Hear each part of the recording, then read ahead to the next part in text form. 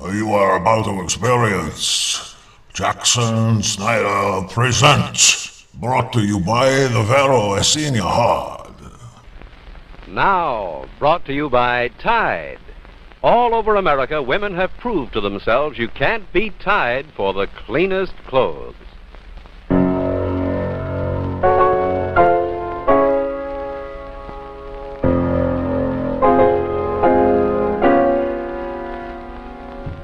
Jackson Snyder Presents.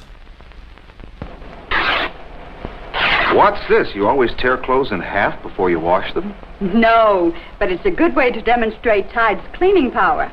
Come see. We'll save one half of each dirty garment, and we'll wash these other halves with Tide. Thank you. Time for our Tide wash results. Oh, boy, what a difference. Yes, when a product gets clothes that were dirty as this, clean as this, it belongs in automatic washers. Sure does, and you know 25 makers pack Tide in their automatic washers at the factory. Use Tide in your washer.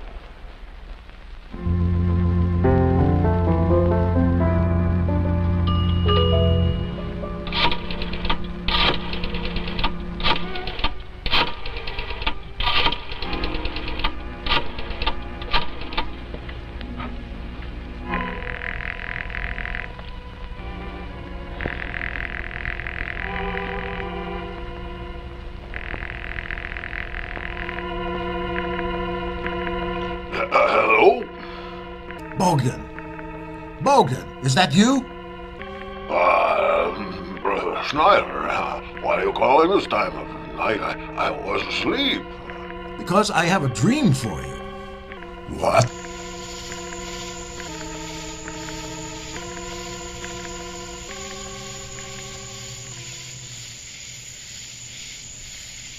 Where am I? Does anybody know where I am? How did I get here? What is this place? A dream? A lucid dream? I can't see anything. What is this place? Bunch of trees, lots of noise and everything. What was that?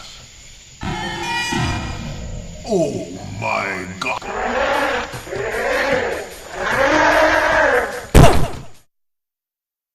Welcome to you on this ControForum. What is the date today? It's September 7th, 2019. We're going to talk about 5G. Is it a good thing? Is it a bad thing? What have you heard? What do you know? What are the rumors flying? I was made aware of this through primarily emails. I heard of 5G, but I'm not that much into using a telephone. In fact, I avoid at all costs. So I really didn't pay much attention to it. I thought it was just another means of faster communication with a cell phone. But in looking into it in the last couple of days, I learned a lot about it. But I'll just give you a little bit of information here that I found very easily.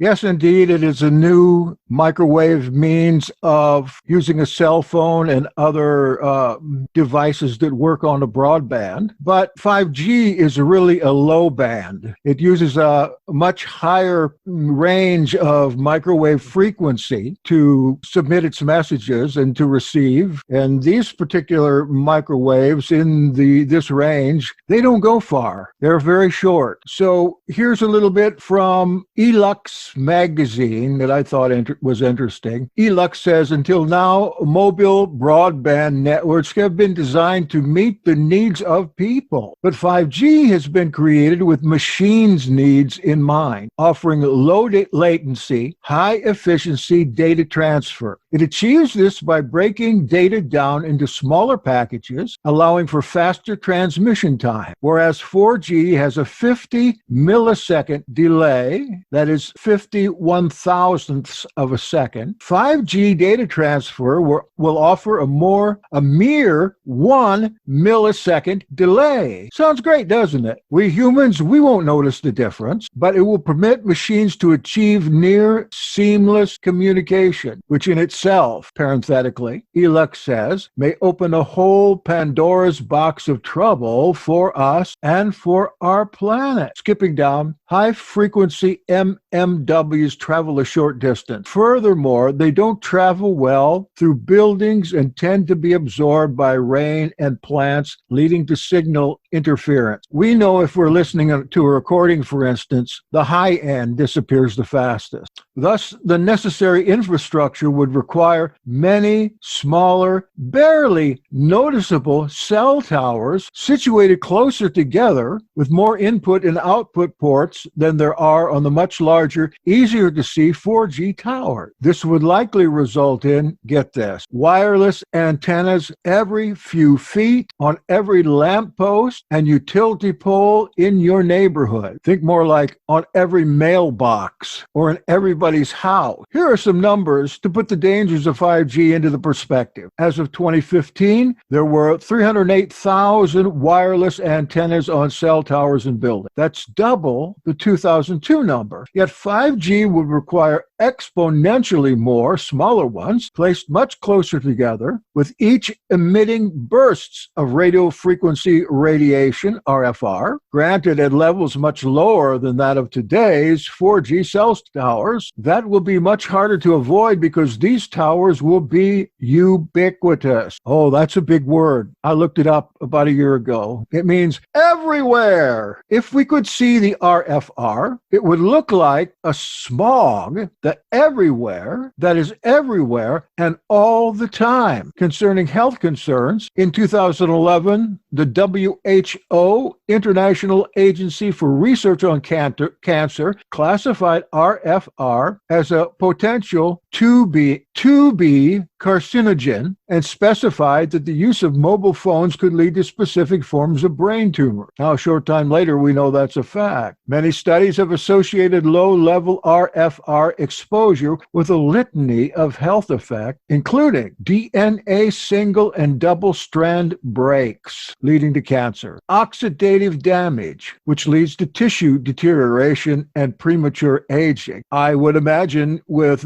these antennas ubiquitously placed everywhere, it would be probably impossible for your antioxidant vitamin to have much an effect on a constant smog of bombardment. Disruption of cell metabolism, increased blood-brain barrier permeability. This would help drug addicts a lot. Melatonin reduction, leading to insomnia and increasing cancer risk. Disruption of brain glucose metabolism. Generation of stress proteins, leading to a myriad of diseases. The problem with 5G now is that the effects of this kind of radiation on public health have yet to go any long-term testing. Adoption of 5G will mean more signals carrying more energy to the high-frequency spectrum and more transmitters located closer to people's homes and workplaces. Basically, a lot more and more potent RFR flying around us. It's no wonder that apprehension exists over potential risks both to human and environmental health. There's much more detail on this in the Wikipedia entry for 5G. It gives the function and modality of this type of microwave and the countries that have, at least on a temporary basis, rejected it and what studies are going on about it, which simply aren't much. I wondered, in a particular area that I was posted as a pastor, there was such a high incidence of brain and lung cancer. I thought, well, if this was communicable, it would run through families in this community, but it's not necessarily communicable. Why would so many people have cancer in this area? Is it in the water? Well, I read sometime after that this was in Georgia and that some of the aquifers had been contaminated with nuclear waste that was buried in South Carolina. The waste had gone through the water aquifers, through the rocks and underground rivers to contaminate a state in the west part of the state, actually, of this particular area I was in. Don't drink the water. Similarly, it seems to me that the bombardment of the air, like you drink water every day, but here you can't even quit drinking the water. This would be absorbed in all your bottled water, in all your places that are housing water that's pumped into your house, and simply putting in some Crystal Light crystals is not going to take the radiation away, though it might take the taste away. Perhaps the strongest concern involves adverse effect on human skin. This letter to the Federal Communications Commission from Yael Stein of Jerusalem's Hebrew University outlines the main points. Over 90% of microwave radiation is absorbed by the epidermis and dermal layers, so the human skin basically acts as an absorbing sponge for microwave radiation. Disquieting as this may sound, it's generally considered acceptable so long as the violating wavelengths are greater than the skin's layers dimensions. That's ridiculous. But MMWs violate this condition. Little more on this particular topic. Furthermore, the sweat ducts in the skin's upper layer act like helical antennae, which are specialized antennas constructed specifically to respond to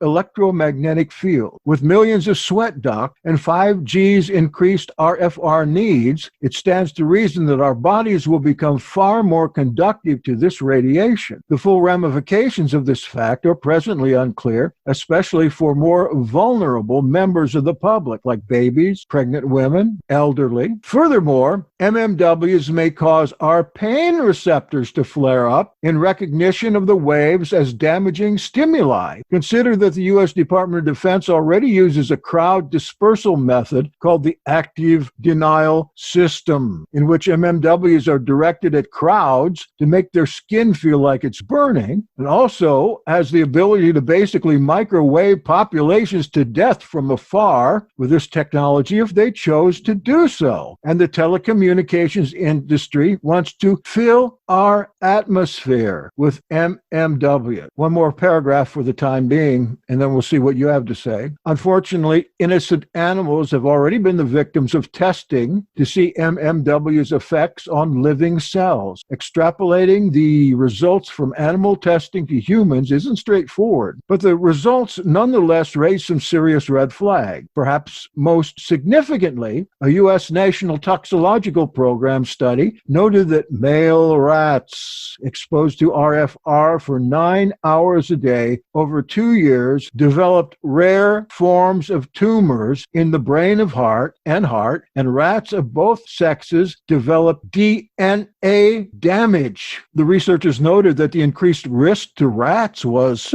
relatively small. But if these findings translate to humans, the widespread increase in cell phone use could have a significant impact on population. I like to watch old television movies, and to even think that there was a time when there wasn't cell phones everywhere. It's hard to even put myself back into that time structure. Also, I was thinking, perhaps you've heard of people that are very sensitive to microwave activity. I've known a couple of these in my life, and one in particular was one of the co-authors of my Codex Sinaiticus New Testament, and he had to live way off in Idaho all by himself on a mountain that was not near any kind of microwave activity or any kind of electrical wiring, because he was so sensitive to this. And finally, he died prematurely. What from he claimed was microwave poisoning. Of course, that is not something that is really accepted by the medical community or the government as being a real disease. But I'm sure you've known people that were sensitive in this area and that probably had to live very distressing lives unless they went off by themselves. Honestly, we don't know the effect of microwaves on our own body, but we do know something, that the evidence of tumors has been increasing over the last 100 years. Till now, there are no families left that haven't had a touch of cancer in their family, even if it wasn't a familial genetic cancer. They just come up. All right, what do you think? I announced this a little early, so maybe I could get some people to bring in an opinion here. And I know some of the people that I have received mail from on this. One is Louisette, who I thought might be here today. Maybe she is. But go ahead and tell me what you think about this, and if nothing, I'll go on. Well, this is Louisette. They say that there's no medical research, but there is medical research because the Army is already using the same kind of frequency for weaponization, just at a lower frequency.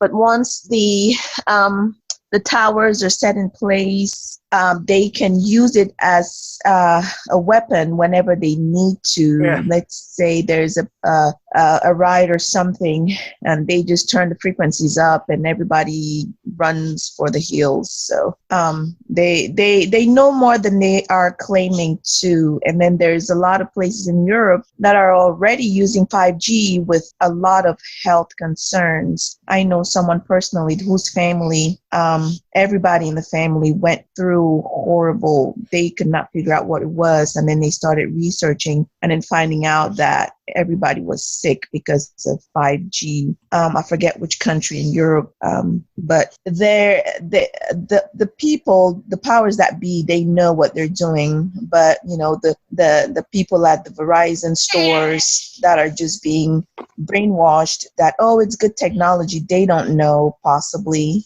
what's going on. But there's more information out there than they are pretending to be. So if you can't see it can't hurt you. Okay, Sandra, you've raised your hand. How polite.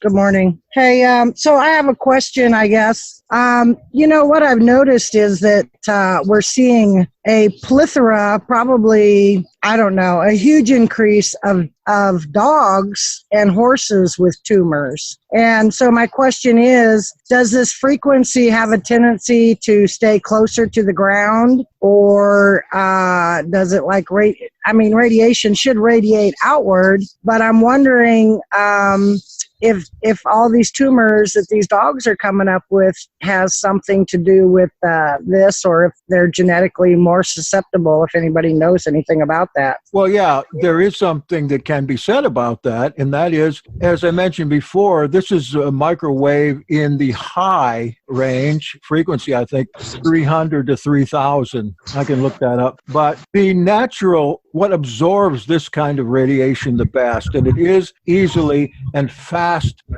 absorbed, is human skin, plants, water, any kind of metal. So if the antennas are going to be ubiquitous, going to be everywhere, then your skin is going to be subject to this kind of radiation all the time and everywhere you go.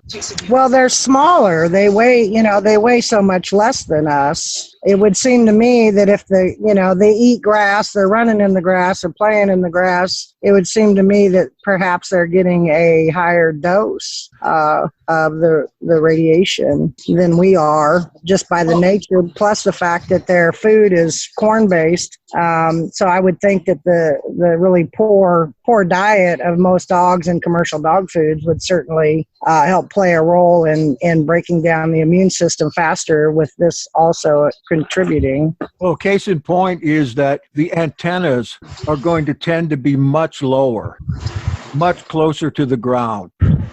So it's really going to affect them. Yeah, like on your lampposts or on your mailbox. Yeah. So, also, the fact that your hair, the skin hair, and think about animals, they have more hair. So your skin hair served as an antenna to transmit those frequencies. So I really worry for our furry friends.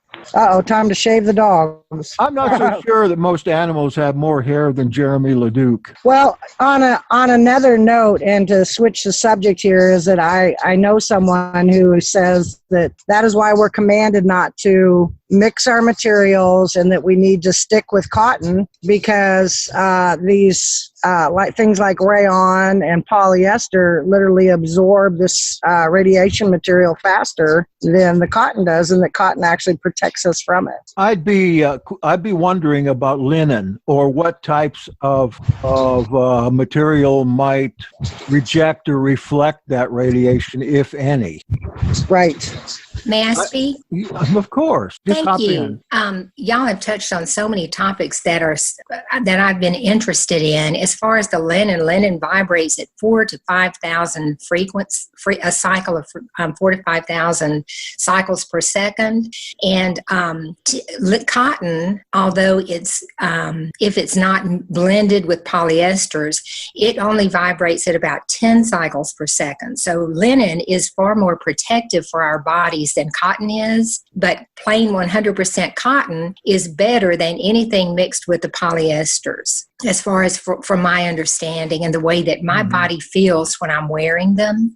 And I think this whole subject, I think the overarching thing is that the voice-to-skull technology is being implemented globally. From 1974, our Army, U.S. Army, used voice-to-skull technology, and those frequencies are used at the frequencies that vibrate in the human brain.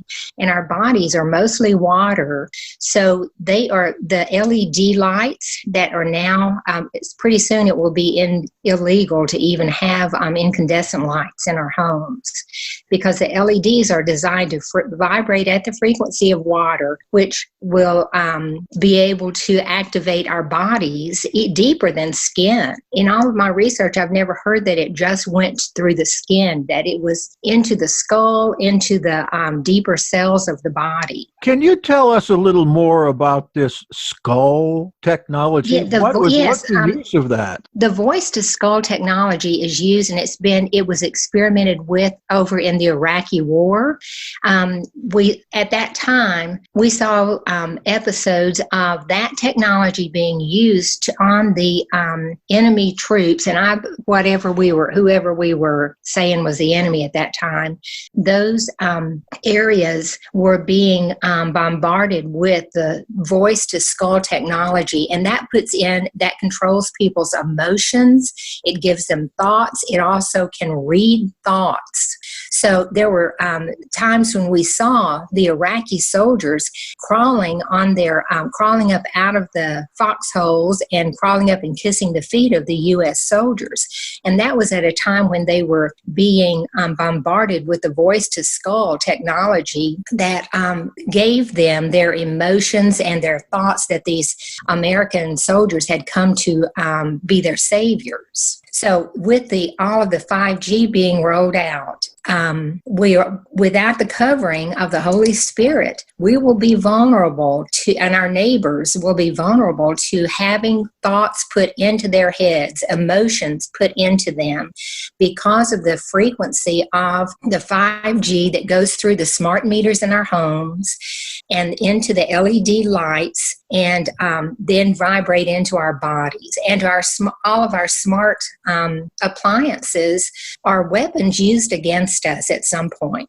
That's amazing. I mean, in this voice-to-skull technology, when you say voice, I can imagine how that would manipulate the emotion. But can they actually give vocal commands? Yes.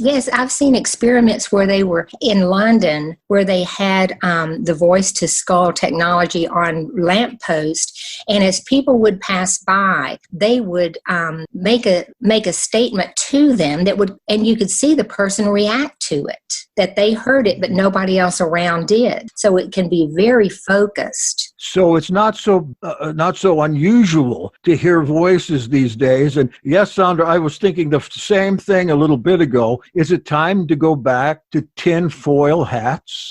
You know what? Sounds like it. I'm afraid to say that it sounds like you would just really need that kind of shield of some kind. So somebody may have had something going on when they came up with that. Here's a little abstract of a paper. I put the link up up to this regarding this voice-to-skull transmission. In human subjects, sensory resonances can be excited by subliminal atmospheric acoustic pulses that are tuned to the resonance frequency. You may contact us at Jackson Snyder Presents at this email address, veroyahad@gmail.com. That is veroyahad@gmail.com. And let me remind you, you are listening to Jackson Snyder Presents with your host tonight, Bogdan G. Shrumkov. Thank you for listening. We'll be right back.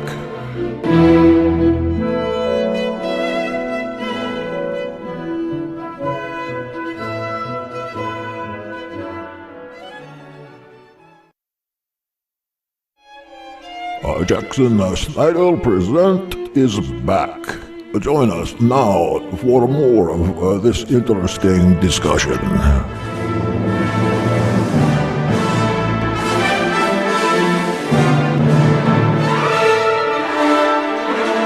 Regarding this voice-to-skull transmission. In human subjects, sensory resonances can be excited by subliminal atmospheric acoustic pulses that are tuned to the resonance frequency.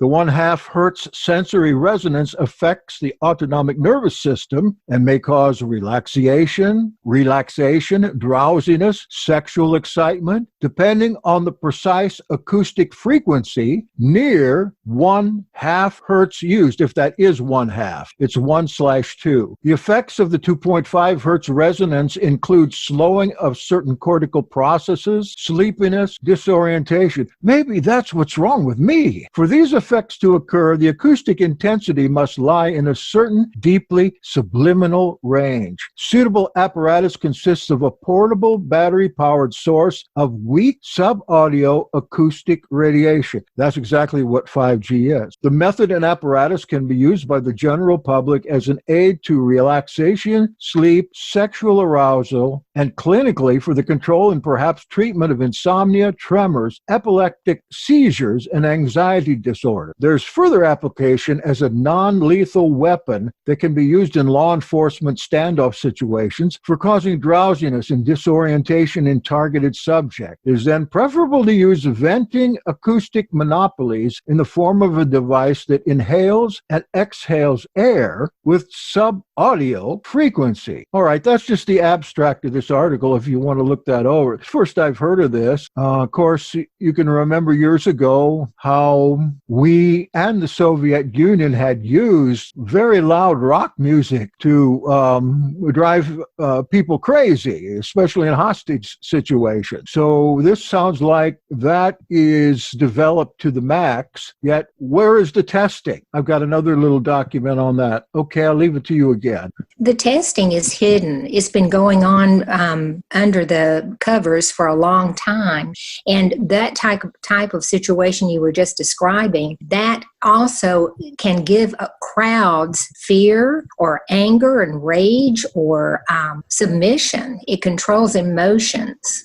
Wow. Here is a couple paragraphs on the propaganda deluge. Despite being fully aware of all these unsettling results, threats, and concerns, the U.S. corporatocracy continues to maintain a gung-ho attitude about 5G. The Mobile Now Act was passed in 2016, and many U.S. states have since gone ahead with 5G plans. The telecom industry's biggest players have basically co-opted government powers to enforce their 5G agenda, which companies like AT&T and Qualcomm have begun live testing. And despite research showing serious threats to humans and the planet, the FCC chairman announced intentions to open low, mid, and high-frequency spectrums without even mentioning a single word about danger. They're going to sell this to us as faster browsing speed. But the truth is, you'll barely even notice the difference. They're going to call anyone who protests against 5G a Luddite.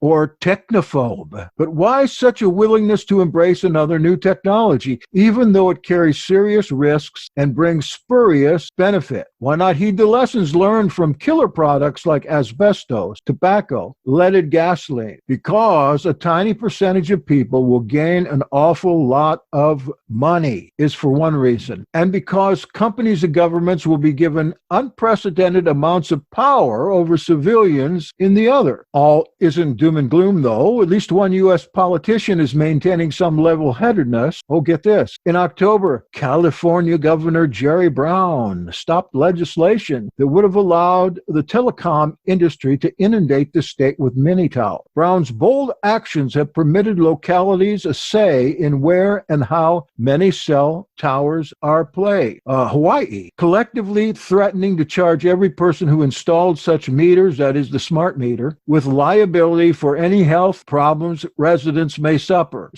Well, that's a good idea. 180 scientists have started a petition to warn of the danger, especially its potential health effect. Seems like an awful lot, an awful late. Comments? No comments? All right.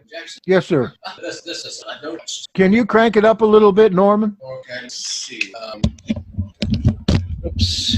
Sorry about this. Oh, I'm using a different computer today. That's good. That's good. Is that better? Oh, yes. Okay, great. So I don't know if anyone here ever happened to have nothing else to do in the evenings, one evening a week, happened to watch the series Better Call Saul. And he was a sort of the brother of a high-flying lawyer. His name was there was Jimmy McGill, and he was sort of a loose cannon, you know, the black sheep of the family. But his brother, high-end lawyer, playing this character, started suffering from EMF poisoning, if you like. And in the series, in the whole series, he started putting up tinfoil throughout his house. It was quite hilarious to see this, and he wouldn't go out without having his tin hat on, you know, with had foil and his jacket. Now, we sort of laughed at that then, but now, looking at this one, say, oh, this could be very real. You just reminded me of something, Norman. May I tell y'all an experience I had regarding that? We have just moved about a year ago, but we had lived in a home for 25 years. And one day I discovered that there was a smart meter on our home. The electrical meter had been switched out, and their smart meter was there. And it happened to be right behind in the master bedroom, right behind the headboard. So it was literally 18 inches from my husband and our heads. So I called the city and asked them if I could have it removed, and asked for the safety features about it, and, you know, how did that happen without our consent.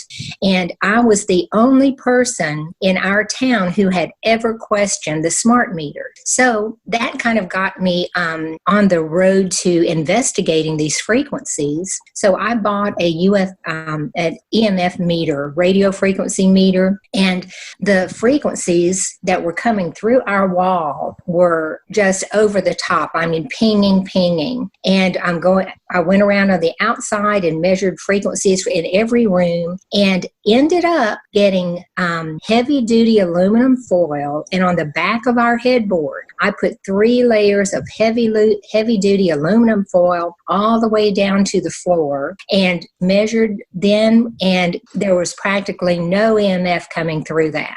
And that can be done with aluminum screening for windows, which would be a big help.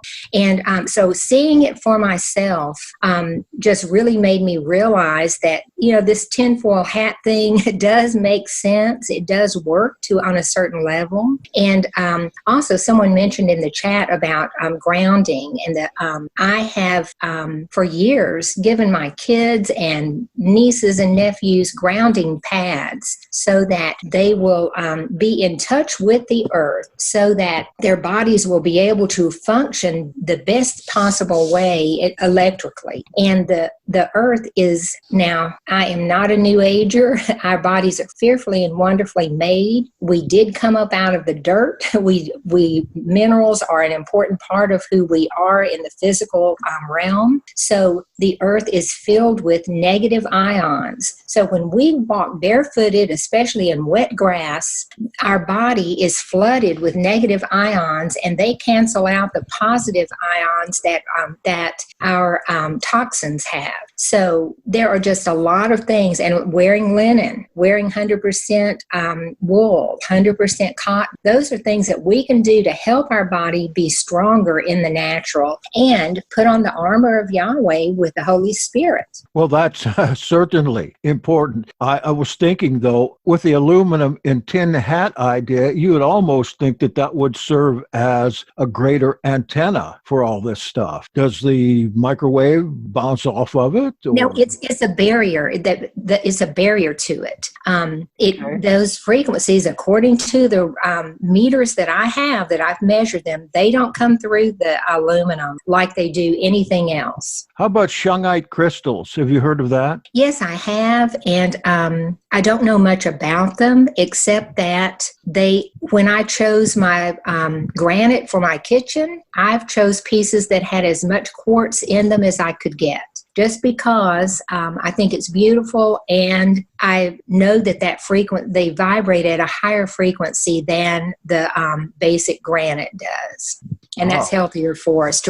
We need to raise up our frequencies, not let them be diminished. This is really scary. Take action is another section in this article. Here's what you can do in the meantime. Actually, it's not very much. Understand EMF and their behavior. Get a good quality radiation detector to know whether or not you're near high levels of EMFs. What I saw when I looked for an EMF detector, like $120. Wonder if there's something less expensive than that. Protect yourself with an EMF shield to mark and protect you from hotspots. Try a patented product that neutralizes the harmful effects of mobile phones and other EMF emitting devices on humans. Whenever possible, limit your exposure. Use an anti-radiation headset. There's your tin helmet. Or speaker mode while talking on a cell phone. Learn more. This particular network, here's the link to it page. This particular network has tons of great information and ideas on how you can protect yourself. Refuse to use 5G phones and devices. Full stop. And discourage those you know from doing so. Refuse to buy anything smart. Smart appliances, smart heaters, etc. Some believe that carrying shungite crystals, where there's the shungite crystals, can offer some protection. No matter what, do not get a smart meter. These put high levels of 5G radiation right in your home. Join the growing number of dissenters against the dangers of 5G. And then here is a link to these particular organizations. That's something we need to get involved with.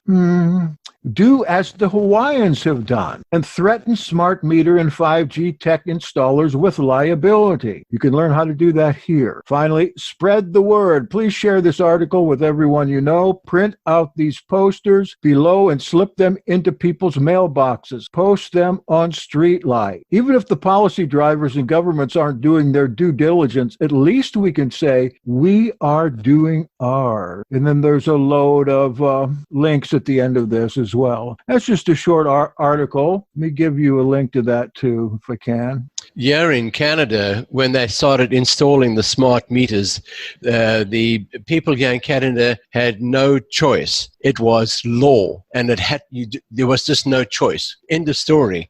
And there was quite an outcry about it. But if they say it's law, and people, what can you do when the government says you'll be fined if you remove that?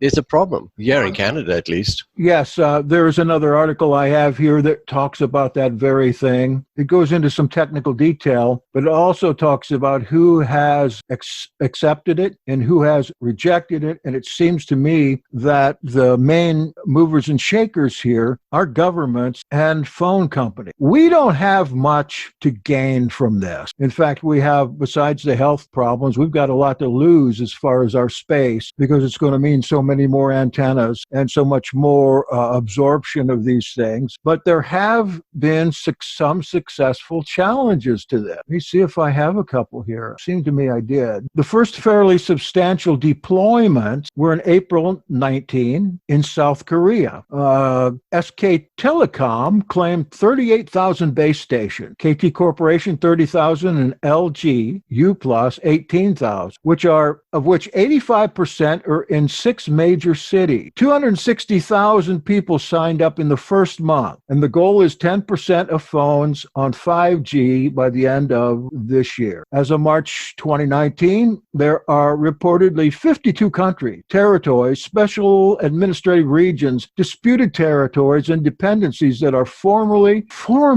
considering introducing certain spectrum bands for terrestrial 5G services, are holding consultations regarding suitable spectrum allocations for 5G, have reserved spectrum for 5G, have announced plans to auction frequencies, or have already allocated spectrum for 5G use. Now, where are those places? Oh, it's got a long list of cities here.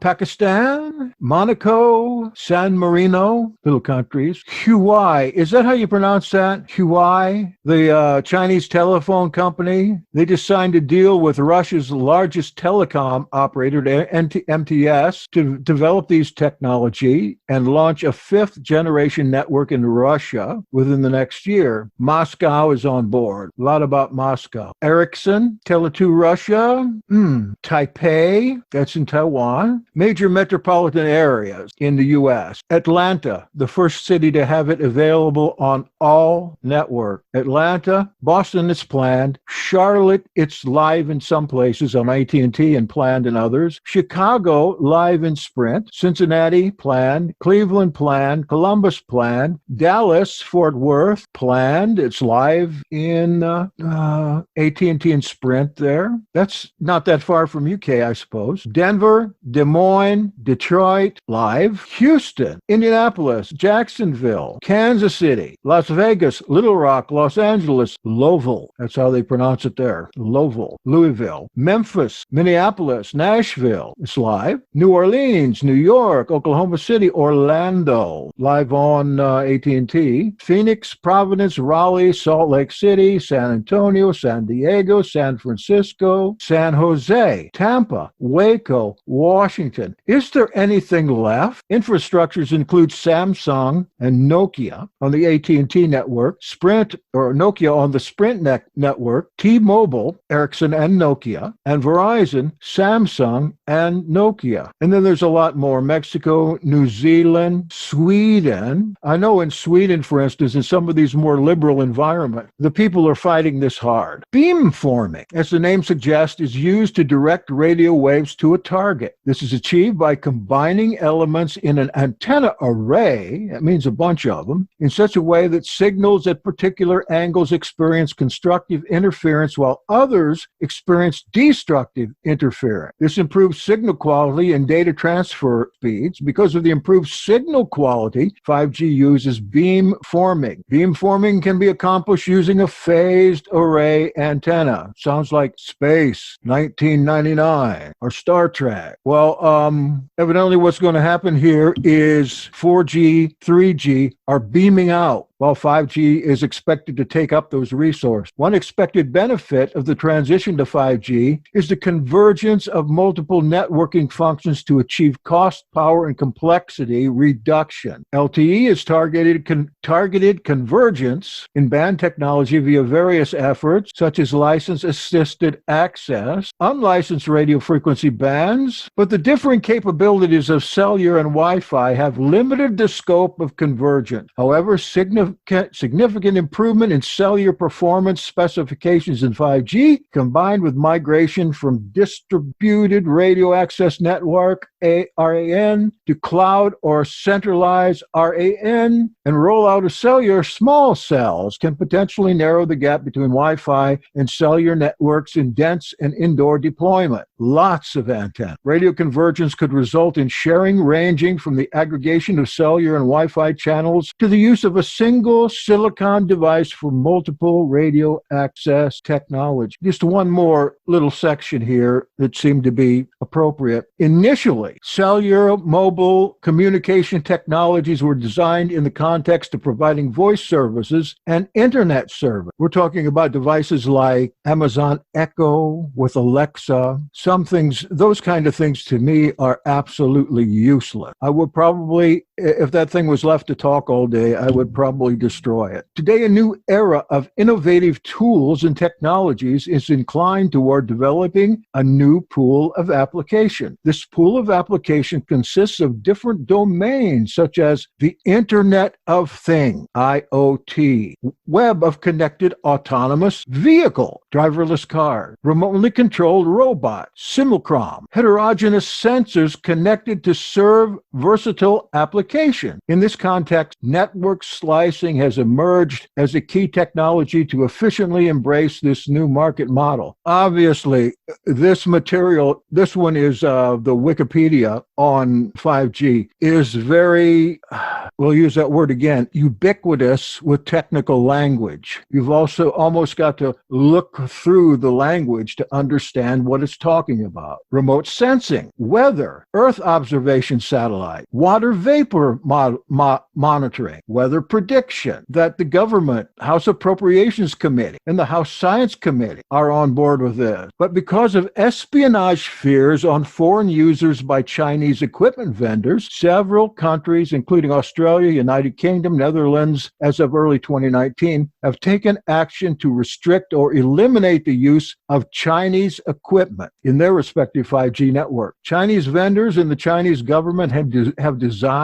denied such claim. In 2019, the United States, via its FBI, the British GCHQ, other intelligence agencies, and criminal prosecuting organizations are massively involved to adjust surveillance standards. The 5G security architecture should be adjusted so as much metadata as possible is collected. This happens via the 3SALI meeting of the 3GPP standardization organization, and on and on. The development of the technology has stoked fear that 5G radiation could have adverse health effects. Wired characterized fears that the technology could cause cancer, infertility, autism, Alzheimer's, and mysterious bird death as conspiracy theory. In April 2019, the city of Brussels and Belgium blocked a 5G trial because of radiation laws. In Geneva, Switzerland, a planned upgrade to 5G was stopped for the same reason. The Swiss Telecommunications Association has said that studies have been unable to show that 5G frequencies have any health impact. Headache, neurasthenia, electromagnetic hypersensitivity, but very little testing. In January 2019, over 180 scientists and doctors from 36 countries sent a letter to officials of the European Union demanding a moratorium on 5G coverage in Europe until potential hazards for human health have been investigated. According to the, quote, Statement on Emerging Health and Environmental Issues 2018, unquote, environmental and emerging risks, 5G networks will soon be rolled out for the mobile phone and smart device users. How exposure to electromagnetic fields could affect humans remains a controversial area, and studies have not yielded clear evidence of the impact on mammals, birds, or insects. The lack of clear evidence to inform the development of exposure guidelines to 5G technology leaves open the possibility of unintended biological consequences. On August 2019, a court in the USA decided that 5G technology will not be deployed without environmental impact and historic preservation reviews. All right, that's enough. Further comment. I'll look at the chat. Further comment. What are we going to do? Janie says, we're doomed by the wackos. Jenny, I hate to tell you, but they think people like us are wackos. You have been listening to Jackson Snyder Presents on Hebrew Nation Radio. Faraday cage. 5G frequencies travel through very short distances and are blocked easily. Yeah, that's why they'll be installed lower and ubiquitously. Sandra, we have to move to the desert and live in tents like the Essene. Sandra, she's the only person I know that can fix your breakfast on a shovel. Me too, Janie, says Kay. Sometimes I feel like a frog in a pot. When will I take action more than I have done? Let's guess this is better than nothing. Lots of trouble to remember to do it. Inconvenient and laziness at play, I suppose. Kay. That's from Janie. Turn off Wi-Fi in our houses when we don't want to use it. Gee, that's my problem. I use it 24/7. Jackson, let me also mention this just in case. When I got my my internet box, it came with an option for 5G, and for some reason I went in just by the leading of the Ruach to manually change something, and in the setting they don't make it easy, so you have to go to a different website and all of that. So when I got there to change something, I saw that, so I turned 5G off, but they had it to where, because when I ordered it, I had it to where I would personally set it up to save me $100 to have a professional come and do it, but the network was turned off where I had to call someone. So when I called them and they came in, they said, well, you had everything connected, right? It was on our end. And he tried to turn the 5G back on. And I said, no, I don't want 5G. And he said, why not? And I said, I don't want 5G. Leave that off, please. And he said, who wouldn't want 5G? And I gave him that look like, try. Mm-hmm. And, so it's a sneaky way to try to get it in your home, where if you're not paying attention, if you don't know your internet boxes or Wi-Fi boxes, they have that setting on there, and it's on by default. Really? So we yes. need to check that then. Yes. Would you suggest ball peen hammer and screwdriver? Hey, Heston just came on an hour late. I wonder if you have any insight here, brother. I like your new hairstyle. I don't know how. Okay. Okay. Yeah, you like that hairstyle? Yeah, I do like it. I don't think I combed my hair this morning. An hour? Because you said 1 p.m., right? Yeah. You're 11 o'clock here. Oh my gosh. Yeah, I guess I am an hour late. Well, give us a little health. You haven't heard the rest of this, so that'll be good. You're fresh. Give us some blurbs about it, and we'll take it up again next week. Oh, okay. Well, essentially, some of the things that I've been watching has been relevant to the fact that a lot of cell phones being used by children to the extent where they're utilized like pacifiers, and young children's skulls are a lot thinner than humans, and so that pulsating cell frequency, it's actually a pulsating. The frequency itself is not all that bad, but because of the pulsation aspect, it actually works its way deeper into the tissues, and that's how it is ultimately when even adults can get brain cancer that way. In fact, it was Ted Kennedy and John McCain both died from brain cancers that were caused by their cell phone because they were using it so much. And statistically, I know that the brain cancer, not causation, but the incidence of brain cancer has just skyrocketed, and it parallels the use of cell phones. Now, according to Dietrich Klinghardt, I don't know if that name means anything to anybody out there, but he's probably the most cutting-edge alternative MD out there in the world. Guy's internationally renowned, and he's probably one of the most outspoken individuals on the health deleterious aspects of 5G toward human health. And he talks about doing airplane mode, and but another guy has found that even on airplane mode that you're still getting hit by using certain instruments. They've been actually picking that up, and so I don't know if that's a new thing. I had heard that about a year ago. So even on airplane mode, you got a problem. But he's saying that, was it back in the early 2000s or late 1990s, we were looking at 3G and then 4G. And according to Klinghardt, and I'll give you his website in a moment, but according to Klinghardt, he says, 3G is physiologically devastating, and 5G is physiologically devastating squared. Yeah. he is definitely a person to listen to. Now, he has an institute, the Clean Heart Institute, and by the way, that's spelled a little differently than what it sounds. It's KLINGHARDT. I put a link up there for it. Oh, you did? Oh, Yeah. okay. Okay, you took some of the info. Okay, very good. And all sorts of reputable people are stepping up to the plate and talking about some of this. I haven't had a chance to get on the more current information on this, but another lady who has been very active with the government and has been electromagnetic. What's that? Oh, I'm looking. I'm going to put a YouTube interview with him up here for people that are not familiar with him. Yeah. Okay. Yeah. Well, and some of what I'm sharing, I'm sure several of you are aware of.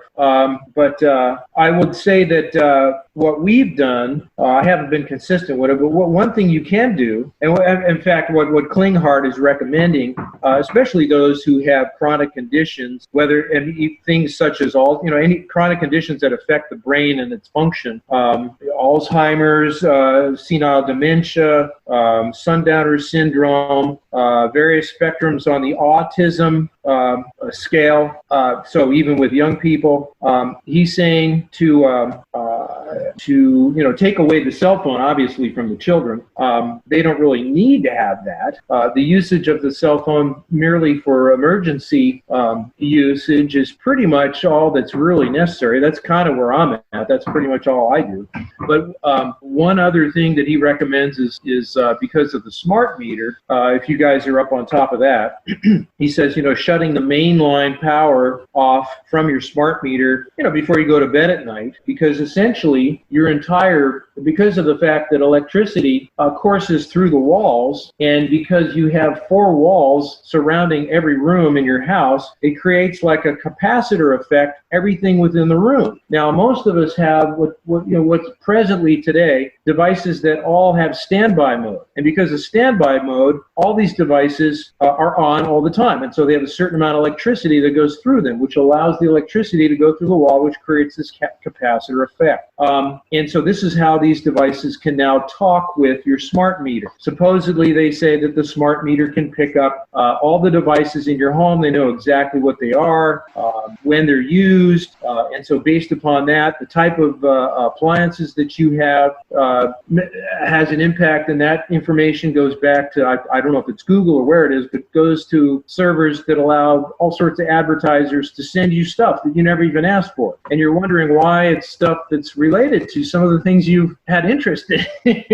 Anyway, kind of funny. But one of the protections that he talks about, Klinghardt that is getting these silver filament-lined curtains. Maybe you guys have talked about that. You can put that in your windows. He even talks about putting a canopy over your bed, a lace canopy of this sheer silver fabric, which is really expensive.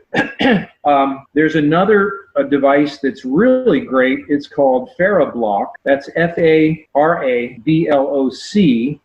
It was taken off the market because of FDA involvement back in the late 1990s, and just recently, within the last few years, they have allowed it, and you can buy it on Amazon. It's kind of expensive, but it's basically a nylon blanket with stainless steel thread, and you can put this on your bed.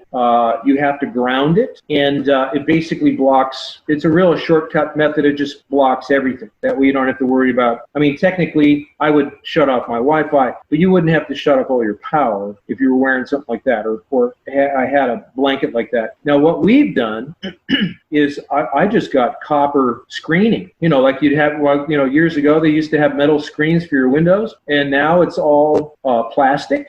Some people say there's a reason why they're doing that is so that because then electric surveillance cannot be accomplished if you have metal screens in your house. So they have to have plastic screens, and so it's harder to get metal screen, but you can get it. We got some copper screening, and we've used that on our bed, and so you could just lay that out. And you can put a hem, just make a hem all the way around the thing so it's not interfering with your blanket stuff, and then ground the thing. What we do is we put an inductor in it so that there's no current from the ground. Now that's another category of EMF, what they call ELF, extremely low frequencies. Supposedly, you can look that up, coming from the ground that are pumped into the ground. A whole nother animal that one is, but I don't know enough about that other than just a little bit I've heard from some other naturopaths.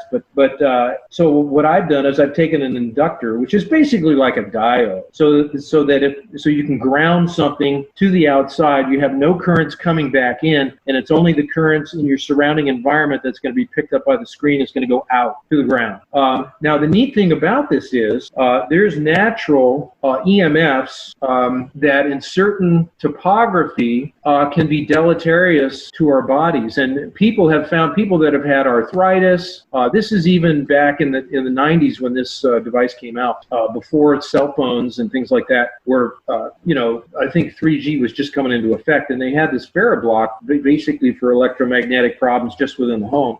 And the geography issues, and they had certain individuals with some chronic diseases depending on where they live, and I can't tell you exactly what the topographical issues were and what they are to create this, but people wearing these blankets or having these blankets, all sorts of pains disappear. And again, this is prior to all the cell phone towers and all this kind of stuff. So it's a very good investment that you can do, whether it's a Ferroblock blanket, whether it's a copper, getting copper screening.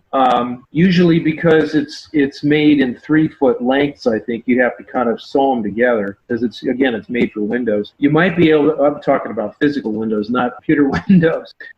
You may be able to get them bigger, but I'm not sure. But yeah, so Dietrich Klinghardt, klinghartinstitute.org. Another good source is Mercola.com. You guys have probably heard of him. When I do muscle testing on people, I usually check for radiation. I have a whole series of frequencies that I can go through and check for different radiations that people have been exposed to. And many times I just take a plate that I have, and if I just ground them, I just have a plug into my grounding, that stuff will just disappear, and then it becomes less of an issue. But of course, what they need to do is whatever radiation that I do pick up on them, that they need to figure out how they're going to take care of whatever radiation it is. Now, sometimes I'll pick up Wi-Fi on people. Sometimes I'll pick up high tension transformer things, and they'll find out, well, gee, I got 2 transformers sitting outside my house. I said, well, there you go. You might either want to get some special curtains on for the windows on that side of your house, or do a Ferroblock blanket, or the other things that I just mentioned. And so you can get rid of a lot of electromagnetics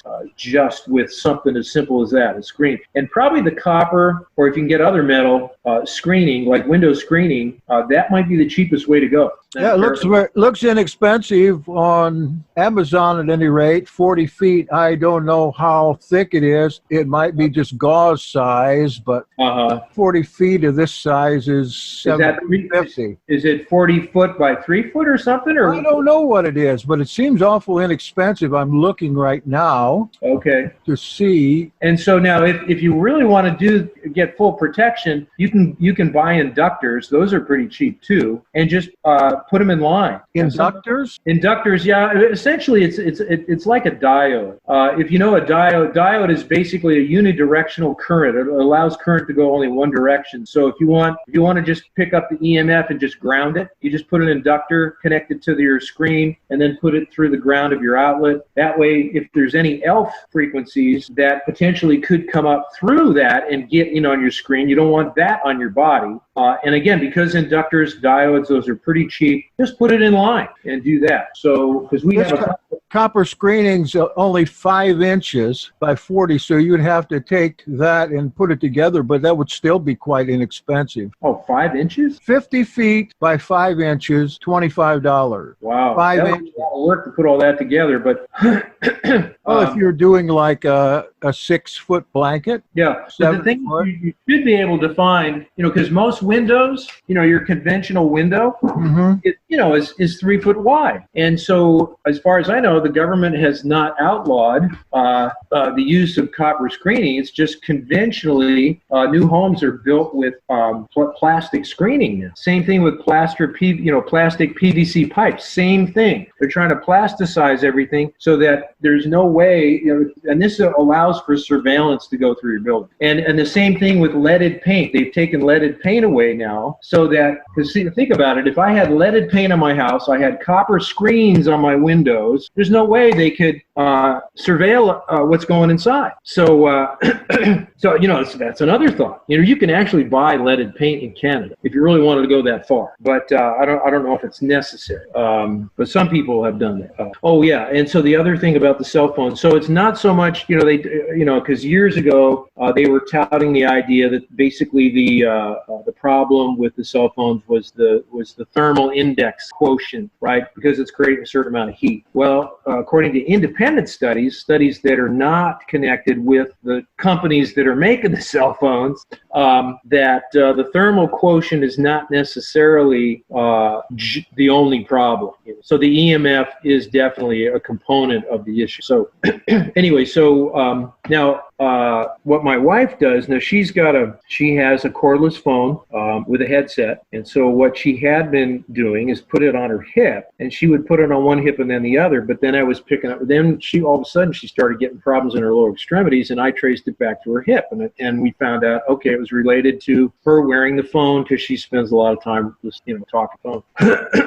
And so she wore, I had her put actually there's two things you can do. You can buy these little chip devices, what do they call them? Little devices that have an adhesive back, and you can stick them onto your phone, and what it does is it takes the frequencies and flips them 180 degrees. So everything coming away from the phone, all the deleterious frequencies that could come to your body, it flips that frequency 180 degrees, just changes the phase, so it's not going to affect you quite as much. So we had some of those on the phone, and that helped, but I think over time I don't know if it overwhelms the thing or what it is, but over time I think it gets exhausted, and so I had my wife wearing those little devices, when you get an X-ray, like if you want to get an X-ray of somebody's face or head, skull, they would put a neck collar on you. It used to be made out of lead. They don't make them out of lead anymore. They got this new compound which is lighter, and it blocks the X-ray. And so I had one of those devices, and we put that on her hip, and then she puts the phone on that, and that was helping. But even so, that unit, that little pad that she has there, has to be grounded after so many hours of use, because it'll pick up all that energy and then start storing it. Anyway, so it's just kind of incredible, all the different means of protection we have to do. So with that said, I should emphasize the fact that if you're going to do a screen on your bed, that you got to ground it. Otherwise, it's not going to do you any good.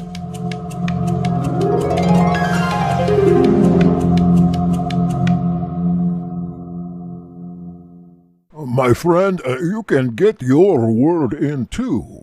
Contact us at yahad.me. You'll find an easy contact form there. This way we don't miss anything. You got something to say? Well, go on, say it. We'll tell other people as well if you like, and probably send you a nice gift. May always be with you. Make good choices. And don't forget to pray for us.